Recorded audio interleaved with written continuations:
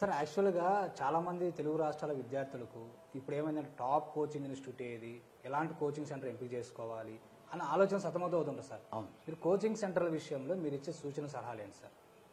Coaching సెంటర్ల విషయంలో విద్యార్థులను ఇచ్చేది నాన్న, కోచింగ్ సెంటర్ల వాళ్ళు ఖర్చు భరించలేమను ఇంకోటనో కోచింగ్ సెంటర్ వాళ్ళ ఉద్దేశం ఏంది, విద్యను అందించడమే తప్ప డబ్బు కాదు. ఫస్ట్ అకాడమీ వారు డబ్బుల గురించి ఆలోచించకుండా విద్యార్థికి నాణ్యమైన విద్య ఎట్లా అందించాలి. రేపు నీకు ఉద్యోగం వస్తే నీ నుంచి తీసుకుంటారు వాళ్ళు. ఫస్ట్ ఉద్యోగం రావాలి కదా, ఉద్యోగం కోసం ఇట్లాంటి సెంటర్లు ఉన్నాయి. అందువల్ల కోచింగ్ సెంటర్లు కూడా విద్యార్థులకు అనుకూలంగానే ఉంటాయి తప్ప వ్యతిరేకం కాదు. విద్యార్థులకు న్యాయం చేద్దామనే ఉంటాయి. ఇది ఆర్థికంగా కావచ్చు, ఓనర్ల విషయంలో కావచ్చు, ప్రతి డైరెక్టరు ప్రతి సంస్థ కూడా విద్యార్థులకు కంఫర్టబులే ఉంటుంది. దాని గురించి మనం బాధపడద్దు, బెంగ అవసరం లేదు. కాబట్టి వాళ్ళు అనుకూలంగానే ఉంటారు. మన ఆలోచన మార్పుని రావాలి. ఇప్పుడు ఒక బర్త్డే కేక్ గ్రామీణ ప్రాంత విద్యార్థితో ఇంకో విద్యార్థితో ఓ పుట్టినరోజు వస్తే 2000-3000 ఖర్చు పెడతారు.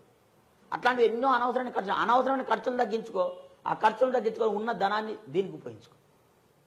మార్పిడి చేయడమే తప్ప పెద్ద ఖర్చు కాదు సార్.